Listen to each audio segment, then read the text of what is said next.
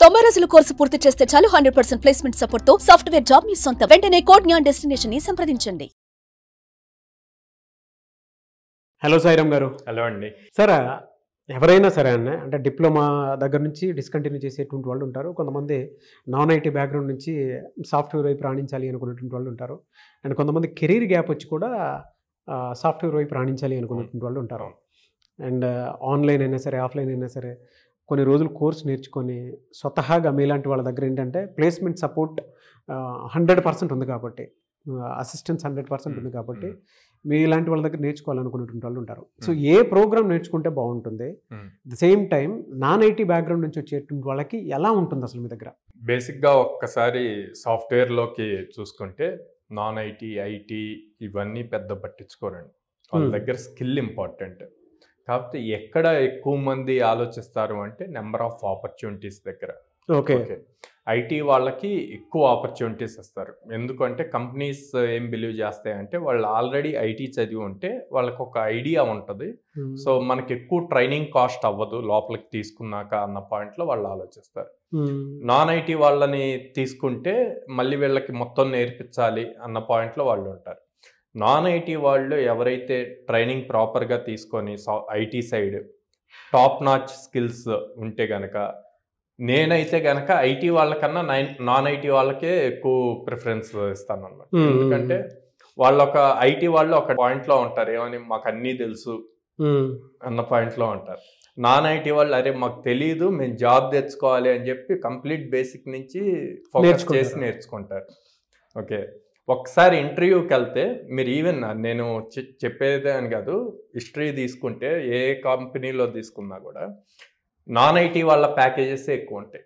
అంటే non IT triple ECE ఇట్లా చదివి ఐటీలోకి వచ్చిన వాళ్ళ ప్యాకేజెస్ సిఎస్సి ఐటీ చదివిన వాళ్ళకన్నా ఎక్కువ ఉంటాయి. ఎందుకు అంటే వీళ్ళు ఆ డైలమాలో ఉంటారు, నాకు అన్నీ వచ్చు, నేను ఆల్రెడీ 4 years విన్నాను చదివాను అన్న పాయింట్లోనే ఉంటారు. వీళ్ళేమో నాకేం రాదు, నేను నేర్చుకోవాలని complete pin to pin base నుంచి నేర్చుకుంటారు. అందుకని వీళ్ళు ఎక్కువ ప్యాకేజెస్ క్రాక్ చేయగలుగుతారు. ఓకే, జనరల్గా సార్ అంటే కోడ్ఞాన్లో నాన్ ఐటీ స్టూడెంట్ కనుక జాయిన్ అయితే any background, even basic degree చదువుకునేటువంటి వాళ్ళకైనా సరే ఎనీ డేస్ కోర్స్ కనుక నేర్చుకుంటే బెనిఫిట్ ఉండే అవకాశం ఉంటుంది. అండ్ ఆపర్చునిటీస్ ఎలా మీరు క్రియేట్ చేస్తారు వాళ్ళకి? సో మన దగ్గర నాన్ ఐటీ అయినా ఐటీ అయినా ఎవరికైనా 100 days ప్రోగ్రామ్ ఉంటుంది, 100 working days. సో ఇందులో వాడు 6 hours డైలీ కష్టపడాలి. 4.5 hours టీచింగ్ ఉంటుంది, 2 hours వచ్చేసేమో ప్రాక్టీస్ సెషన్ ఉంటుంది.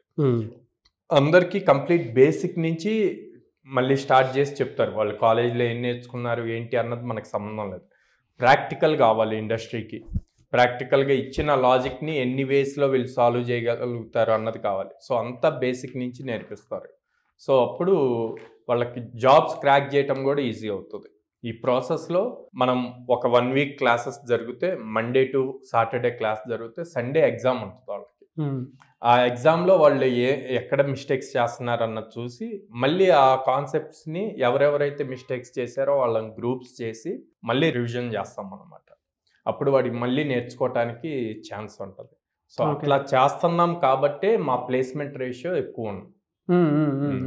నేను ప్రౌడ్గా చెప్పగలను. ఇప్పుడు మనం న్యూ ఇయర్ 2025లో జనవరి అయిపోయింది, జనవరిలో 23 members ప్లేస్ అయ్యారు.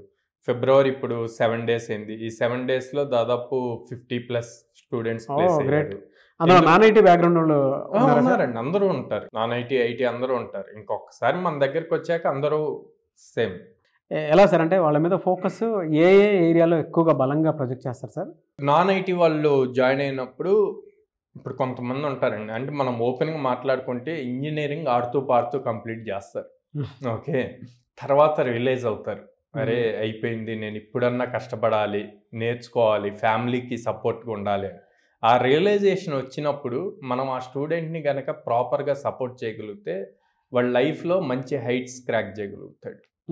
ఆ సపోర్ట్ని మేము ఇవ్వగలుగుతాం, ఇంక్లూడింగ్ మోటివేషన్ క్లాసెస్ కానీ. చాలామంది టెక్నికల్గా స్ట్రాంగ్ ఉంటారు, ఎస్పెషల్లీ మన ఏపీ తెలంగాణ స్టూడెంట్స్ టెక్నికల్గా స్ట్రాంగ్ ఉంటారు, కమ్యూనికేషన్ స్కిల్స్ వీక్ ఉంటాయి. ఇంగ్లీష్ సరిగ్గా మాట్లాడలేకపోయినా కూడా వాళ్ళు రాంగ్గా తీసుకుంటారేమో అని చెప్పి ఫీల్ అవుతారు. నేనేమంటా అంటే ఫస్ట్ స్టార్ట్ ఎక్స్ప్రెసింగ్. మాట్లాడితేనే కదా నేర్చుకునేది. సో అందుకని కమ్యూనికేషన్ స్కిల్స్ సపరేట్గా క్లాసెస్ ఉంటాయి, ఓకే. టెక్నికల్ దాంతోపాటు. సో ఎవరైతే కమ్యూనికేషన్ క్లాసెస్లో బాగా పెర్ఫామ్ చేస్తారో వాళ్ళు ఈజీగా జాబ్స్ క్రాక్ చేయగలుగుతారు. ఎందుకంటే మేజర్గా కంపెనీస్ చూసేది అది. మీకు గుర్తుంటే కనుక భార్గవి అనే అమ్మాయి మన దగ్గర ప్లేస్ అయింది. ఆ అమ్మాయి దగ్గర కమ్యూనికేషన్ స్కిల్స్ బాగున్నాయి అని చెప్పి ఆ అమ్మాయికి డైరెక్ట్గా ఇంటర్వ్యూలో చెప్పారు, నీ కమ్యూనికేషన్ స్కిల్స్ బాగున్నాయి కాబట్టి నేను సెలెక్ట్ చేస్తున్నాము అని. ఆ తర్వాత మాకు వచ్చిన రిపోర్ట్ ఏంటంటే, మాకు ప్రతి టీంలో ఒక పర్సన్ దగ్గర కమ్యూనికేషన్ స్కిల్స్ ఉంటే క్లయింట్ని ఈ పర్సన్తో మాట్లాడిస్తాము. ఓకే. సో వాళ్ళకి టెక్నికల్ మేము ఈజీగా నేర్పించుకోగలుగుతాము. కంపెనీలో ఏం అవకాశం కూడా వాళ్ళే కల్పిస్తారు, కమ్యూనికేషన్ స్కిల్స్ బాగుండాలి. సో అందుకే ప్రతి స్టూడెంట్కి చెప్తాను, టెక్నికల్ స్కిల్స్తో పాటు కమ్యూనికేషన్ స్కిల్స్ కూడా ప్రాపర్గా ఉంటే మీ లైఫ్ చాలా బాగుంటుంది, ఈజీగా జాబ్ క్రాక్ చేయగలుగుతారు అని. ఒక స్టూడెంట్ ప్లేస్ అయితే అల్టిమేట్గా ఫ్యామిలీ మొత్తానికి హెల్ప్ అవుతుంది. Anyways thank you so much Sairam. Thank you.